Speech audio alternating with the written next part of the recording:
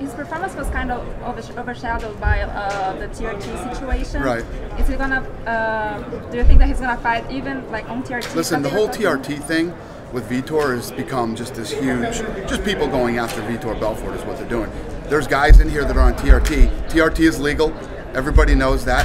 And Vitor Belfort was tested all the way, leading all the way up to that fight. He was tested during the fight, and we're waiting for those results to come back. And I'm positive he's going to be fine. People are talking about like the commissions in all other countries. For example, in Brazil, the commission is pretty brand new and like. Well, it's not brand new. What's happening is it's the same commission that stopped Gustafsson from fighting with that cut in Sweden. Same exact commission. They're talking like Belfort's doctor is on the board. That's all conspiracy bullshit. Vitor Belfort followed the rules. He did everything that he was supposed to do. I'm not a fan of TRT. I don't like it, but you know, it's legal right now.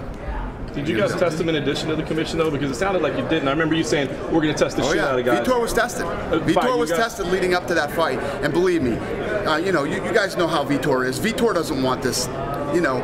He's aggravated and pissed off about it, you know, right, John? Yeah. You know, he's aggravated and pissed off about this stuff. He doesn't want his name to be smeared, you know. I don't like TRT. I'm not a fan of it. I don't like it at all. And I said, you know, a while ago, these guys were going to be tested, and Vitor was tested, and Vitor followed the rules and did what he was supposed to do. Would you prefer then? Where are you gonna put him on a card? Like what place? Because some places like Nevada said that they might have a problem licensing him. Why would Nevada have a problem licensing? Because he was busted before. Yeah, but he's on TRT. Not that they're gonna have a problem licensing him. They're gonna put him. They're gonna rake him over the coals. Is what they'll do. Well, they said they might not give him an exemption for the TRT. Why wouldn't they give him an exemption? Because it was past use. Well, that's up to them. They'll have to go and do a hearing or however they want to do it. But you know, the times that we've done it, he's followed. We're not keeping Vitor out of fighting from anywhere. You know, we had Vitor fight in Brazil because Vitor sells out in Brazil. You know, so if it's all a bunch of conspiracy fucking crock of shit. Is what it is. You know what I mean? It's all these, you know, whether it's reporters or fans or whatever that want to go after Vitor. Vitor's on TRT. Everybody knows it. He's, you know, and I dislike TRT, and we are testing guys that are on TRT to make sure they're within the limits and they're not cheating. So, but if you're not a fan of TRT, then you want these fighters to just stop fighting then, or you know, in a. Well, you heard somebody posted that I said it to Vitor. I said it to everybody that's on TRT. Maybe if you have to take TRT, you're too old to be fighting still. That's what I said. And I didn't say that to Vitor, I said it to everybody who's on TRT. You know, what I don't like is guys using this TRT exemption as a loophole to get all jacked up during training and then come back to normal levels before the fight. That's what I don't like, and that's what I don't want, and that's why I said we're going to start testing these guys. And that, at the same time, though, that would mean some of your bigger name properties would be retiring. So then, does that mean that you're going to, you know? I get it. Trust me. Don't ever let guys retiring. Don't ever think that that's a reason to, oh, well, we'll let this guy do this, or we'll let this guy. There's rules. There's rules. And I heard all the knucklehead reporters who had something to say about the marijuana thing. Some of the dumbest shit, and I've heard some dumb shit from reporters. Some of the dumbest shit I've ever heard.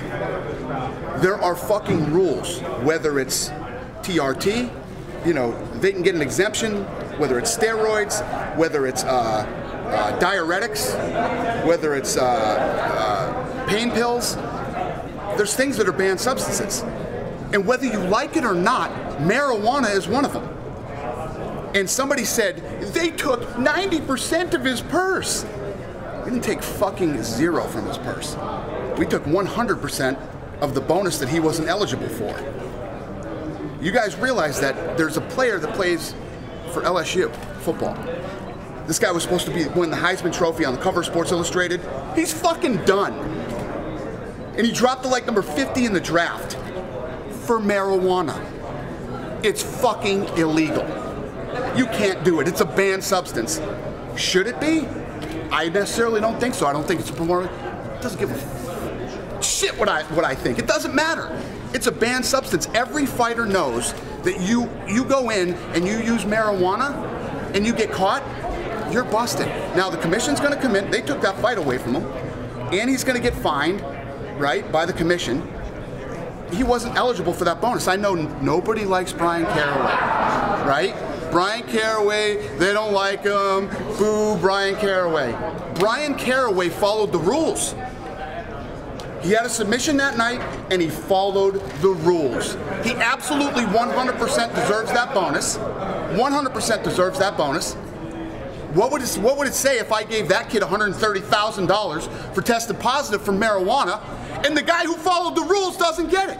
How does that make sense? So you reporters that had, and if you want to speak up now, any of you that had something to say about it and want to debate this with me, I would fucking love to. We can tell. Yes, I would love to. What are your thoughts on a therapeutic use exemption for marijuana? Would you be okay with that? It's all bullshit. Yeah. It's illegal. You can't do it in football. You can't do it in basketball. You can't do it here. You can't do it there. And you can't do it with the athletic state commissions where you are involved in combat sports. It's illegal. The other thing is, if you show up to a title fight and you don't make weight, not only do you not get the fucking shot at the title, you don't get, if you win, you still don't win the title, you're also not eligible for bonuses. Does anybody on earth not know this? No, everybody knows it. We didn't take any percentage of his purse. Not one dime. The commission will. I don't know how that's going to turn out. That's up to them. We took 100% of the bonus he wasn't eligible for and gave it to the guy who was eligible for it. Imagine what it would say if I gave that kid $130,000 for not following the rules. I know Mark Ratner's taken a stand with Nevada and said, hey, I think you guys should consider. Yeah, and that's what we can do. Yeah. Listen, you guys are being hard on guys with marijuana. There are some cases here, there, everywhere else. It's not legal. Would you do the flip with testosterone? How come nobody's going crazy over this kid with the, this kid was the #1 guy in college football. This kid was on the cover of Sports Illustrated. He is done, gone, kicked out for marijuana. Probably because it's such a culture. The NFL's used to it almost, as sad as that is. Which kind of leads me to the next question is... Well, there's definitely a culture everywhere right now. I would have to say, and this is just my opinion from when I grew up, more people are smoking weed now than ever in the history of I can remember. Absolutely. I don't think it's necessarily a cultural thing. I think it would blow your mind if you knew half of you people probably smoke weed. I know he does. But I'm just saying. Don't test the Germans. You could have had a much easier target. But seriously, it's a rule. But I was going to say, would you ever take the same steps with testosterone? Since you admit you're not a fan of it, would you guys ever go to Nevada and say, hey, can we get rid of these TUEs, man? This is not a good thing for the sport. Sure, I'm sure I could stroll right in there and have maybe a representative of yours. Yeah, exactly. Yeah, Lorenzo would probably be better at that one. But would you ever consider that because you're not a fan? We did do it. Yeah. I've said it publicly too. I'm saying it publicly. Ratner has said it publicly. We speak for the company as a whole. It's not like, so what are you going to do? Dana, are they looking into it? I have no idea. Ask you guys when we get done. Call Keith Kaiser and ask him what he's doing. I don't know. Keith and I don't talk about these things, and I give my opinions. We go through the proper channels. Mark Ratner handles all that stuff. Well, it does seem to be a problem because everybody focuses on the athletes instead of the commissions, where the athletes are just following the rules that are in place for them. That's it. Yeah. Guys, if you don't follow the rules, bad shit happens. The point of this is the rules aren't always fair. Nothing's fair. Life isn't fair. Smoke a bunch of weed at fucking work. See what happens to you. No matter where you work. I don't care where you work. All right? Unless you work in a place that's selling weed, you're going to get in big fucking trouble for smoking it. Throughout the history of our sport, though, we've suffered setbacks. Where's Chiapetta today? Where is he? Right there at fucking work, and you show up and you're fucking stoned out of your mind. I'm sorry, guys. I was smoking weed. How's that going to play out? Not good, brother. No matter where you work. For the record, I've never smoked weed. That's awesome. Calm down, Brian Caraway. Speaking of the whole Brian Caraway thing and breaking the rules, Nate's tweet got him in a lot of trouble. Is it a zero tolerance policy in terms of the tweet words and the words you can't say, and whether or not the spirit of the word was this or that? I am fed up with the bullshit. And one thing that I have noticed is money makes people fucking react real quick. You know, sorry's great. I love a sorry here and there. Sorries are always good, you know, but it's easy to say sorry. But when you got to start forking out some cash, you start remembering a lot more. Have you spoke to me? And just so you know, too, I saw a lot of things online, things being said about when I used that word. Do you think that I didn't pay in a million different ways for saying that word? The difference is, I'm actually really sorry for saying it, okay? I am not a homophobe whatsoever, okay? You know, we were just driving here. Just right now, when me and Elliot were driving here, there was a sticker on the back of this lady's car, and it said, "Who are you to tell me who I can love?" And I say that all the time. I'm like, the government to tell people, you know, that this guy doesn't love this guy, this girl doesn't, right? When I said it, I have people that work for us that are gay. I have friends that are gay. You know, it is a word that bothers them, and it's a word that shouldn't be said. I had the same argument that Nate had, and I don't disagree with that argument in that I grew up in the 80s, okay? I grew up in the 80s. That was a word you used. If you go back and you watch 16 Candles, that word is in 16 Candles. You know, Molly Ringwald says it to Anthony Michael Hall. Oh, no. You know? Yeah. And, On the Farmer's Head. That's his character. Yeah, okay. Right? And then I was watching another 80s movie the other day where like these little kids are saying it, and it's just, that's the way it was. Well, it's not that way anymore. It's an offensive word that they don't like, you know, and people want to call it, oh, we're bowing down to political correctness, or we're doing this and that. No, we're not. We're being civil human beings. There's a group of people that doesn't like that word. Okay, then don't say it. You know, it's an offensive word. Even if though you're not directing it towards, because neither was I in my rant or whatever you want to call it. I wasn't directing it toward gay people, but it was a word that bothers gay people, you know? Well, and the thing is, it goes around. I mean, Sergio Garcia just, you know, said he was going to serve Tiger with some fried chicken. So you say some stupid stuff on Twitter. Right, it's things, you know, it's going to happen. It's going to continue to happen every day.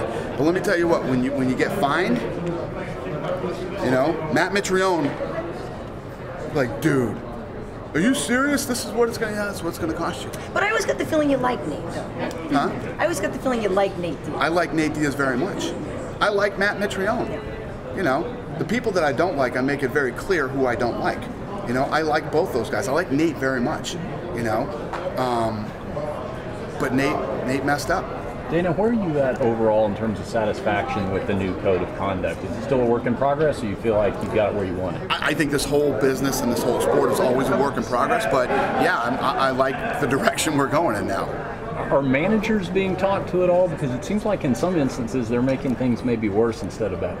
Yeah, to answer that question perfectly for you, managers are scared shitless of their clients. You understand what I'm saying?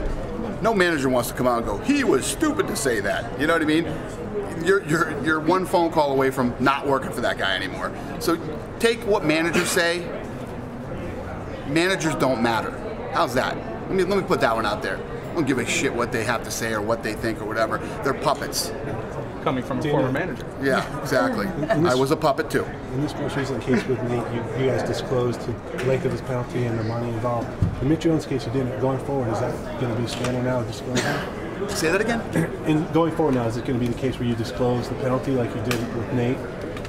I don't think we did. Yeah, you did. I think Nate did. No, you did. We did? I don't know. It was on UFC.com. Sure.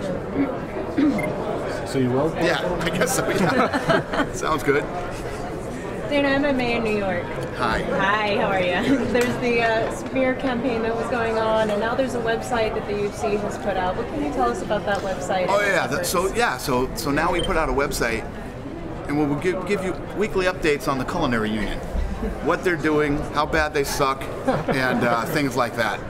And yeah, it's just, you know what, we put up with their shit for a long time, and now, you know, we're going to give it back to them. Have you heard about the sex scandal going on with Sheldon Silver and the possibility that some New Yorkers are calling for his resignation? I did not. Yeah, there's actually $103,000 that he spent to cover up. Oh, I did hear about that. Assemblyman's I did hear about that, yeah. What are your thoughts on that?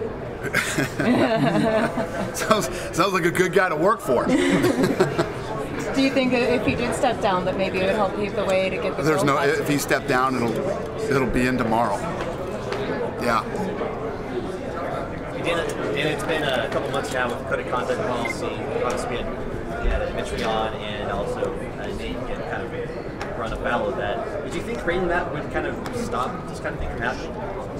The code of conduct would have stopped. Now that the guys have these rules in front of them, knowing what not to do, then you got two guys going against the rules. Do you think the policy would have prevented this in the first place? Yeah, it's definitely a good thing. I like the direction we're going in, and like I said, everybody was all pissed off after the Mitrione thing, and I said, believe me, it's going to get worse before it gets better. So when you start getting fined and it costs you money, you stop and think before you do stuff. And maybe it hasn't become public, but behind the scenes, have other people, other fighters been fined that hasn't come forward? Or no, just these two? Everyone has been public. I don't hide too much. Are you surprised that Nate hasn't come out and apologized? You know what? The one thing that I don't ever do, this is the thing that I don't like. You're never going to hear that I went and said, you better apologize. You don't tell grown men to apologize. You're either sorry for doing it or you're not. That's why this new policy is, I don't give a shit if you're sorry or not, you're getting fined. Maybe it'll make you a little more sorry for saying it, or a little smarter not to say it next time. But you can't tell. That's one of the things that I just don't believe in. Like a guy coming out and saying, I'm sorry for saying, but he's not sorry. He's doing it because the company made him do it. People who are really sorry and want to say they're sorry, okay, But I'm not going to tell grown men to apologize if they're really not sorry. It's not. What's the point? It's not real. If it's not sincere, then I won't do it. Anderson Silva has a big fight coming up, obviously, against Chris Weidman. Has there been some movement on him signing a longer contract, another contract with you? Silva? Yeah. It's been done. Yeah. It's done. So it's 10 fights? 10 fight deal. How many of those do you expect you'll actually get? I don't know. I don't know. Who knows? How long was that other guy that used to be here that was old that used to fight, I used to say he was going to be done. No. Who knows? What's the science behind signing a deal that length? Is it just to ensure that you get him until he retires, or what's the thought behind signing for 10 fights? I didn't do it. We wanted to sign him to a 6 or 8 fight deal. He said let's do it. He said let's do a 10 fight deal. Can you explain why? He's Anderson Silva. Dude likes fighting. He's the Black Dana White. Yeah, that's right. He's the Black Dana White. He wants to be here longer. I don't know. We have that crazy relationship with Anderson. But he's a fun guy. He wants to be here. Why would he not want to be here? He's doing okay. There's been a lot of talk about UFC contracts in the past couple of weeks. Obviously, Jon Jones was very outspoken before he retired. There was a Bleacher Report article, I believe, or an expert Jon Jones, said I know. I've seen all the stuff that's going on with him. What's scary is this guy wasn't good enough to fight in the UFC. I'm wondering if he's good enough to be on Wall Street. I mean, this guy has to be the biggest moron I've ever seen in my life. He's talking about taxes. Yes, Wall Street guy, you have to pay taxes. So do I. When we go down to Brazil and do a fight, I pay taxes in Brazil too, and Sweden, and all these other countries, and states. Pay taxes in every state that we go to. You know what I mean? And so what happens is when you're down in Brazil, there was a letter that was sent out that he put out today that said, it's obviously pretty tough to cash a check down in Brazil. The money will be wired into your account. And, he put that up. He doesn't understand that, and he doesn't understand that he has to pay taxes. And you work on Wall Street? It's just... I guess he was questioning what lower level people make, the fact that, they signed a fucking contract. He signed a contract. He got the same opportunity that George St. Pierre, Anderson Silva, Johnny Bones Jones, Cain Velasquez, and the list goes on and on. The unfortunate part of this business is some of you are good enough to be here, and some of you are not. That's life. That's life, Cholish. Unfortunately, that is life, my friend. You weren't good enough to be here. Hopefully you're good enough to stick around on Wall Street. Because if you don't know what fucking taxes are, I got a funny feeling you're not. So there was an article on Bleacher Report that kind of went through the UFC contract as well. They had somebody, a labor expert, We've done this thing. First of all, Lorenzo's gone. Lorenzo did an hour-and-a-half interview with ESPN about fighter pay.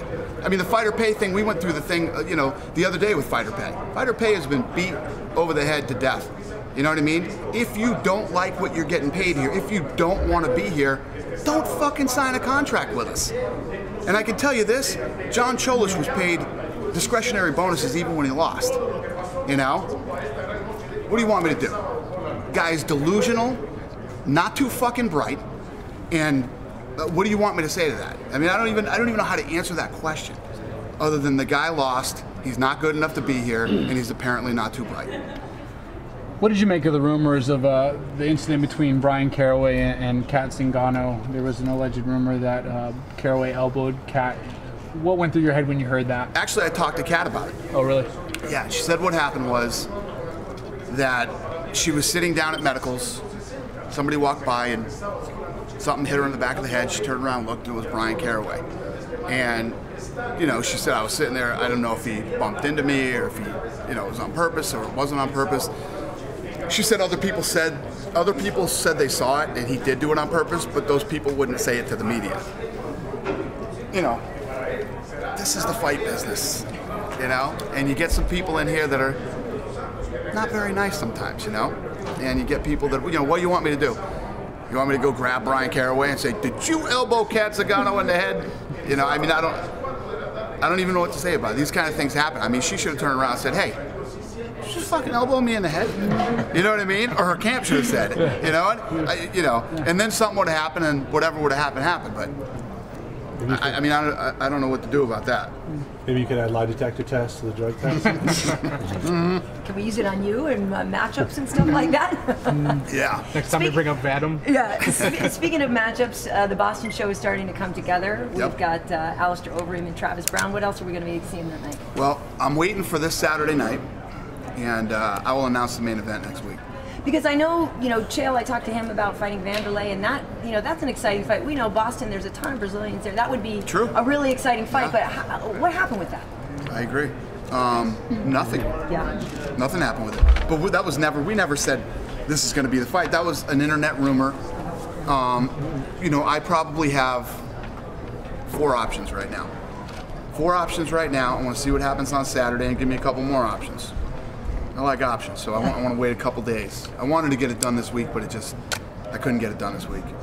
And will we have some involvement? I know there's a Patriots preseason game that day or something. Like what? It's going to be insane. So we got the Patriots game on Friday, which is on Fox, and then the day of the fight are the Red Sox and the Yankees. And yeah, we're doing some cool stuff for that fight. It's going to be awesome, man. I'm so pumped for that launch of that network. It's going to be fun. Dana, what are you doing with Gilbert Melendez? And have you spoke to him recently? Haven't talked to him since the fight, no.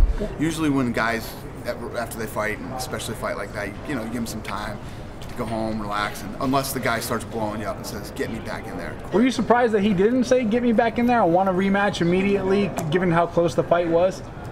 I don't know. I mean, but that's...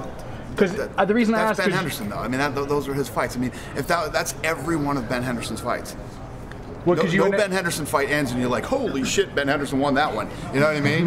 You're like, this is going to be another fucking scary one. Well, because you announced the #1 contender match after the fight and after the press conference had ended, but when you were asked during the press conference, you didn't give an answer. I'm wondering, had Gilbert said, you know, I want this rematch right away, would you have been inclined to give him it right away as opposed to waiting for this one? Probably not. Lazy's next question is about Nick Diaz and if he's going to fight Carlos Condit, right, Lazy? I don't know. There's been some rumors of that. I'd be interested in knowing that, too. What do you think about that one? Dana, thanks, Karen.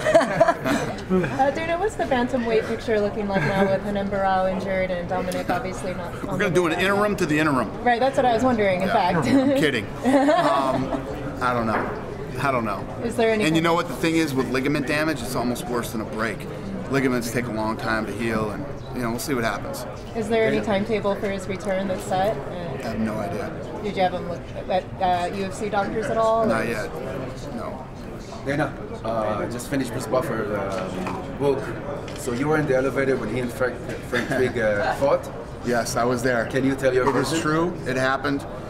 Frank Trigg was talking to me. Bruce Buffer came over and leaned in to say something or whatever. Look at my watch, he said, or whatever, and he chopped him in the neck.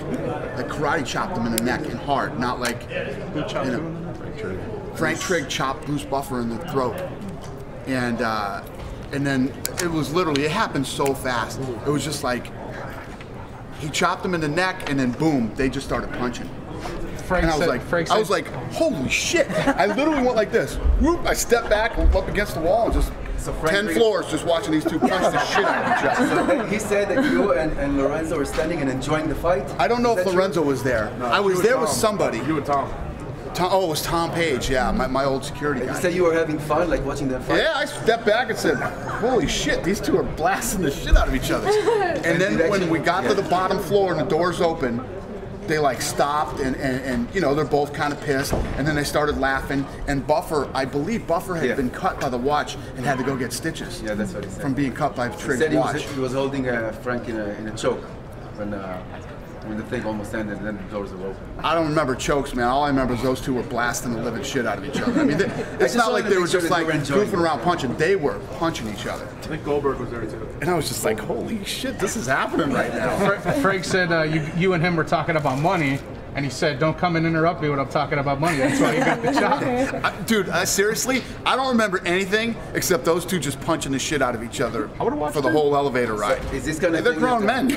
And you don't chop a guy in the fucking throat, man. And the good props for Buffer. You know, most guys would have said, hey, what are you doing, Frank? That was mean. You know, Buffer started blasting with him. So you don't care that employees are fighting each other? No, I mean, of course I do, but hey, it happened, man. It was in the moment, it happened, and it was true. Yeah, that was Trig. Speaking of employees fighting each other, a good fight for Jacare last weekend. People are, the idea of Jacare versus Okami is kind of appealing. This is somebody who, you know, got introduced to the UFC the other night, had a great win. He's been fighting for strikers for a long time. Where do you see somebody like him? Because certainly the middleweight picture right now, depending on what happens with Anderson and Chris, but the middleweight picture is we got some new blood in there. It's a very good blood. That fight will happen. Yeah.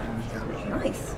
Nice. Which way? You nailed that one. Okami and Jacare. Is that signed, or are you still working on that? I'm sure we're still working on it. I probably just fucked it up. Blew it. That's the fight we're going to make. Any targeting date or event for that?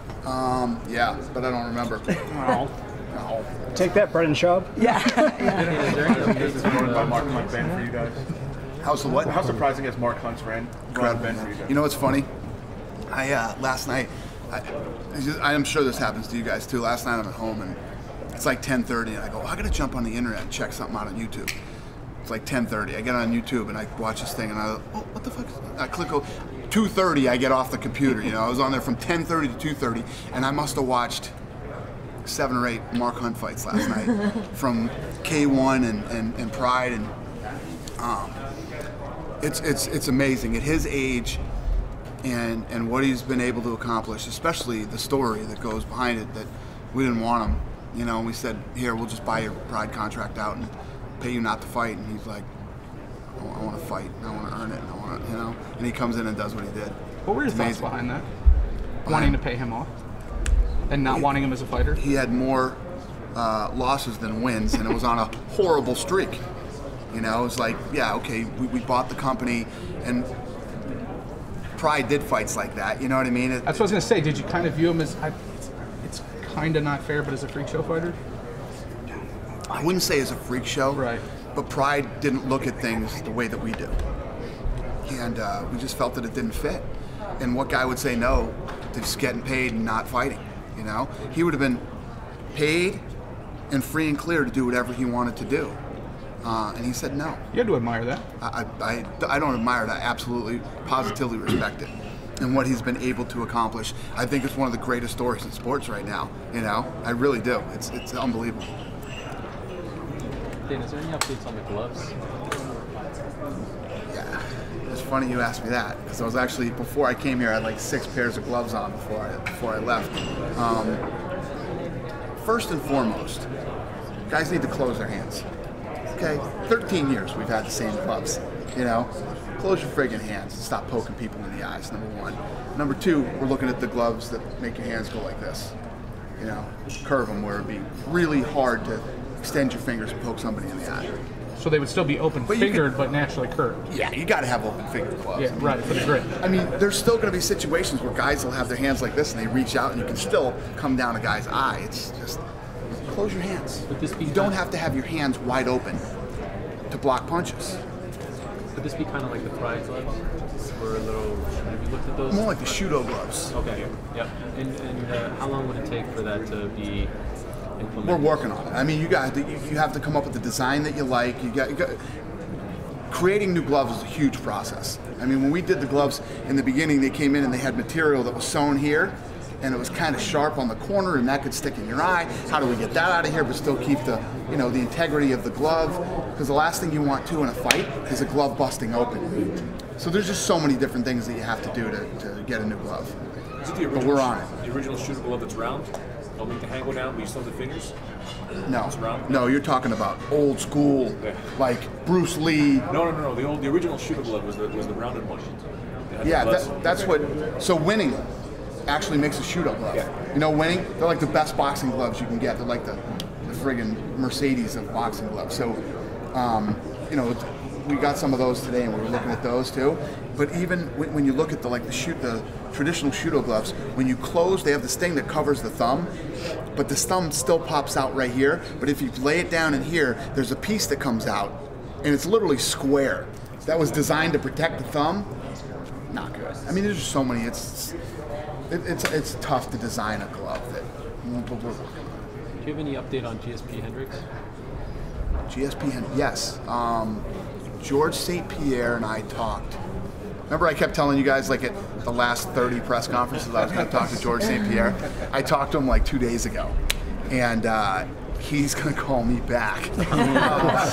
He's going to call me back, I think today, he said. Today or tomorrow, he and I will talk. Do you have a date that you want, maybe Toronto? No, we haven't, you know, probably in the fall. I know the Hendricks fight, obviously, is the one that you're looking to book with him. Hendricks what? Hendricks and GSP. Yep. That's what they just asked me. I couldn't hear. Oh, yeah. Okay. No. So you've been traveling, you've been to Ireland, Germany lately. Are you looking to do some fights there? I know you've been there before, but not for a while. So are you looking to open up more European spots? Yeah, we're going to do a fight in Ireland coming up soon here within the next year. And I was in Germany for the ear stuff. Oh, yeah. But, yeah, you know, Gary Cook has a lot of good stuff going on over there. Do you pay attention to other worldwide organizations? I know there's EFC in Africa. I actually know Ruan Potts, who was the heavyweight champion, and I'm wondering how much do you go and fish around through other organizations around the world to try to bring some of these guys in to grow the sport, with names, local names. Joe and Sean do. Yeah. You know, I don't. I used to do that back in the day. I don't do that anymore. No. Nope. Conor McGregor, what's next for him? He's fighting in Boston. Nice. Got an opponent? Yeah, have you named an opponent? Yep. I can't tell you guys before I tell Fox. I gotta tell Fox first. So I step up in competition though, presumably a bigger name. Yeah, I mean, not like nothing crazy. I mean, we're not gonna throw the kitchen sink at this kid yet. He won one fight, Let's give the kid a shot here. Well, he's already calling for he wants both titles at 45 and 55. I love this kid. I love a lot of fans do too. I love him. I love his attitude. I love his fighting style. He's great, man. So. We can wait a minute if you want to make a call. Yeah. To who? Fox? Yeah, we'll just get the call. And in all seriousness, Karen did bring up Nick and Carlos Condit. Carlos was vocal about saying that he was interested in the rematch. Is that a fight that you'd look to put together? So Carlos called out Nick, and Nick said he wants to fight Carlos too. We haven't heard from Nick yet, but I mean, Let me text him. If he were to say he would be interested in the rematch. I thought he was a retired promoter now. Is that not the case? Yep. What's your thoughts on that? Good for him. Yeah. Welcome to the losing money business. Just make sure to pay your taxes. Yeah. But would you be open to the rematch if Nick was on board? Sure. Dana, what were you doing with Dan Severn? What's that? Dan Severn. He just popped into the office. There's some guy in town that he does business with, and he'd never seen the UFC offices before, so he came in and I'm not going to tell Dan Severn no. So I gave him the tour, hung out with him. He's a good guy, and that's it. Dana, if Nick did come out of retirement, would you have to talk to him about his promotion? I mean, that kind of a conflict of interest to be a fighter and a promoter at the same. I mean, obviously it's not direct competition, but no, I don't know. I mean, there's been guys who have promoted shows before that fight for us, Josh Salmon has won a promotion in Florida, yeah. And Tito was doing it for a while. So, like I said, you want to lose money? Come on in the business. It's fun. It looks fun from the outside, What are your thoughts on the addition of Josh Barnett, and do you have any ideas of what's be next for him and when? Well, I think Josh Barnett is a good example of what we were talking about earlier with contracts and stuff. Josh Barnett, we tried to come to a deal with him, and we couldn't come to a deal with him, you know. And he went out, he shopped around, and we ended up making a deal. Just like Rampage, Czech Congo, you know, Rampage wanted to leave. Okay. I mean, this business is hard enough without being in business with guys that don't want to work with you, or you don't want to work with them, or whatever the deal is. You can mutually agree to go your own way, and you know, no harm done, no hurt feelings. And you know, we couldn't come to a deal with Czech Congo before his last fight. He lost his last fight, so he moved on. And it's the business, man. It's the way things go. But Josh had the opportunity to shop around, talk to other people, you know, and oh, another thing. So Volkman, talking about how bad our insurance sucks, right? Fucking interesting. Is it better than fucking Bellator's? Is it better than World Series of Fighting? Is it better than Top Ranks? No promoter in the history of the world. $1,500 deductible? Blow your fucking knee out. You'll be fucking pumped to pay a $1,500 deductible. You moron.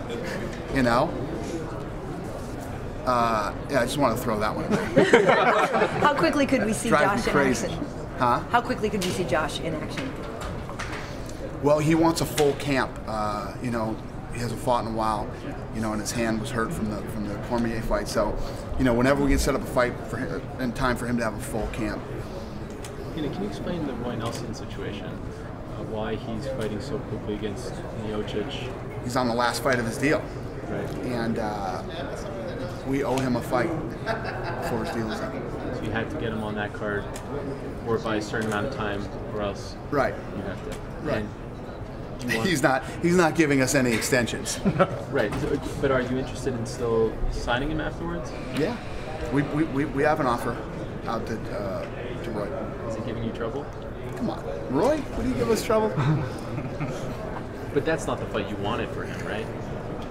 Because you know, after his win, we weren't talking about that. We were talking about right. Yeah, he was going to go in a different direction.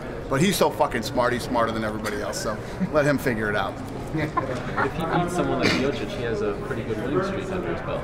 So who? If he beats Miocic, and true. So does he come? Listen, and if we end up that we can't do business together, then Roy can go do business somewhere else. But you want to sign? Yeah, we made an offer to him. Okay. He's gonna wait till after though.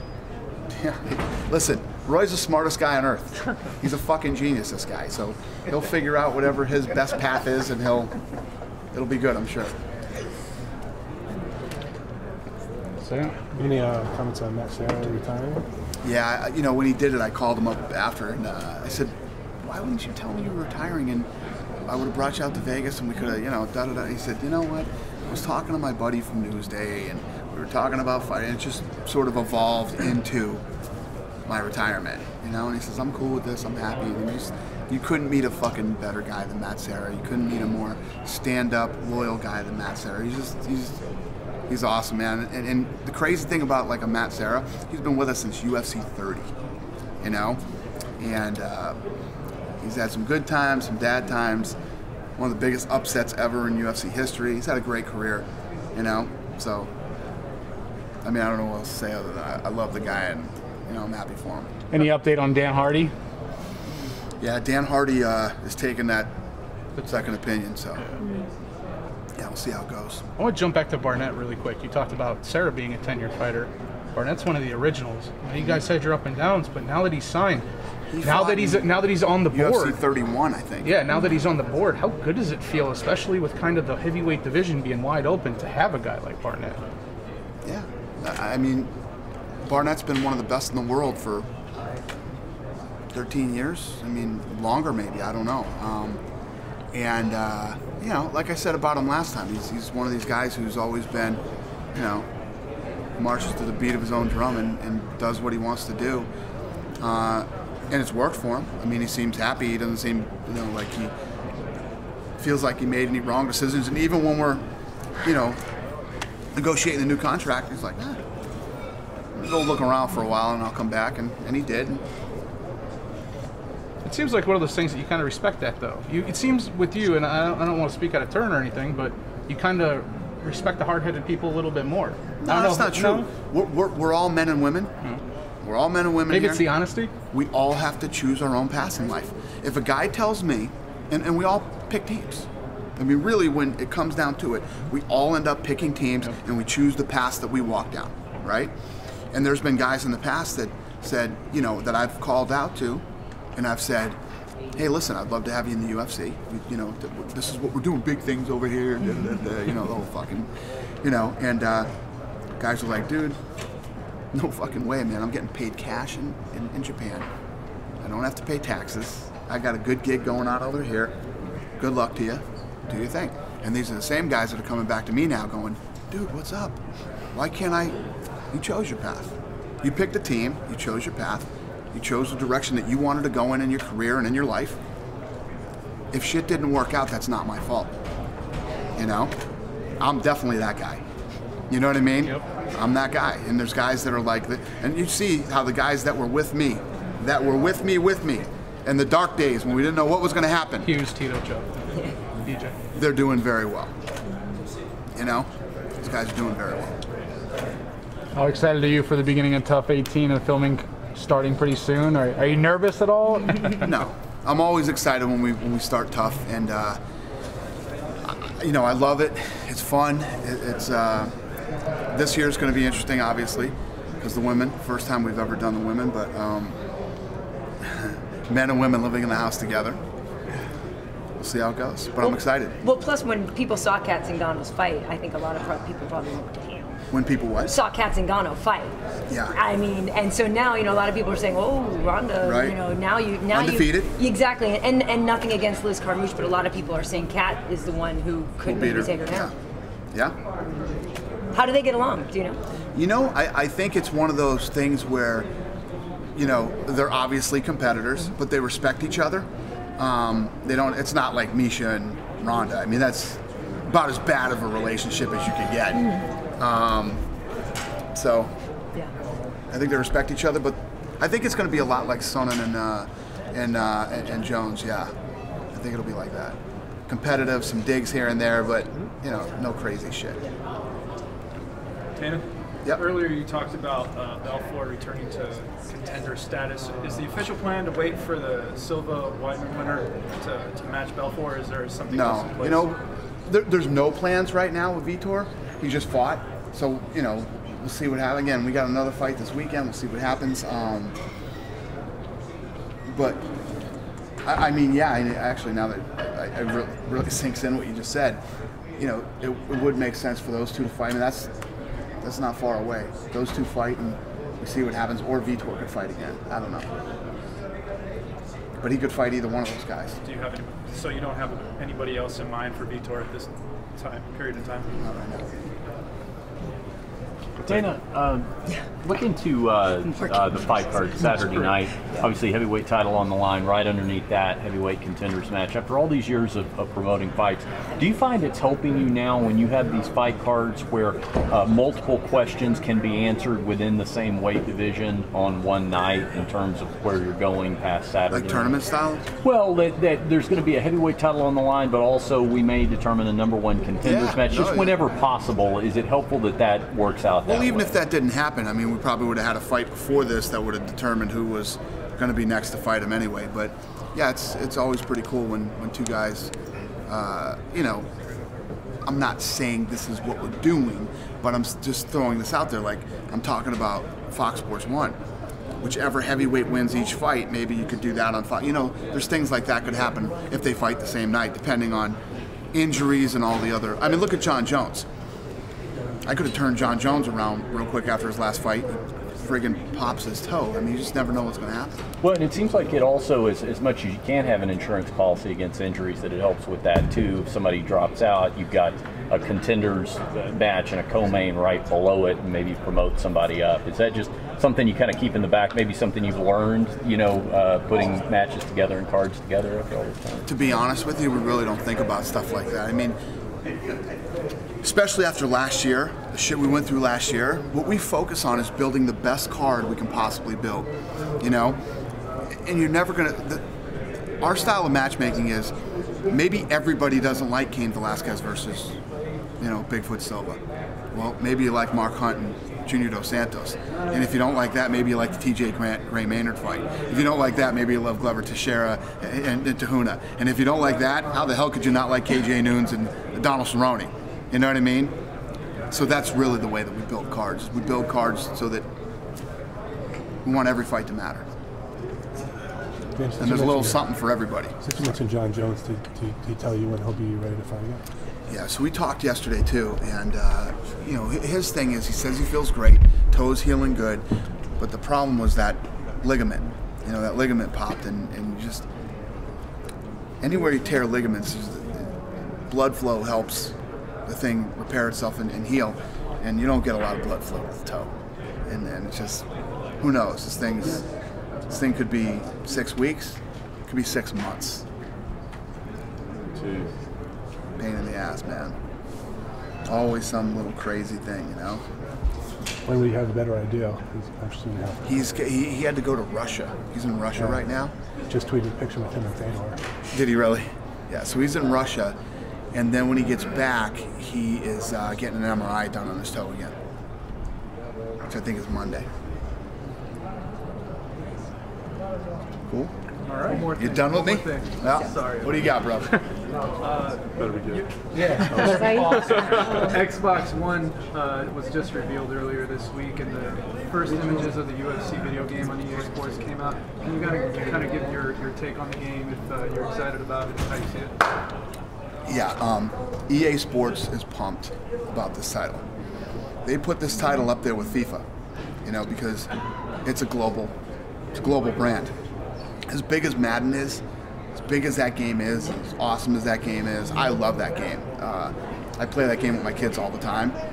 This is a game that actually reaches all around the world. So we're one of their big titles. And they're you know, Microsoft is treating us great. Xbox, EA, it's going to be good stuff, man. I mean, you know, a lot of our fans are hardcore gamers. They're going to be pumped when they see this game. The stuff that these guys are working on, the stuff that they've shown us already, and it's not even anywhere near being done. And the stuff that they've shown us already is pretty cool. Jon Jones going to be on the cover? I don't know who's going to be on the cover. You know, and a lot of the times what we do is you know, if you're in England, maybe Bisping's on the cover. If you're in Brazil, Anderson Silva's on the cover. If you're in the United States, somebody's on the cover. And if you're in, you know, over here, over there, who knows? I mean, we'll see how that all plays out. But one thing that I hope I'm not blowing anything here, which I normally do, there's going to be a fan vote on who gets the cover in the United States.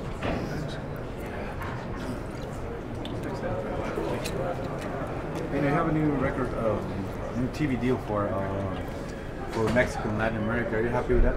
Yeah, you know we got it, right? Yeah. We're on Televisa this weekend? Yeah. Are you happy with that? I'm super happy. How many more eyeballs does that mean? That's a good question. I don't know the answer to that question. I'll find out for you though. I'll get it to you. Is that a long-term deal or just for this fight? It's a good question too. Don't know the answer to that one either. What are the odds for Cain Velasquez to defend finally in Mexico? What are the odds for what? For Cain Velasquez to finally defend in Mexico if he wins. Yeah, I would love that. We want that. I have a feeling we'll be in Houston, Texas with him if he defends before we're in Mexico though. What's been the hold up with Mexico?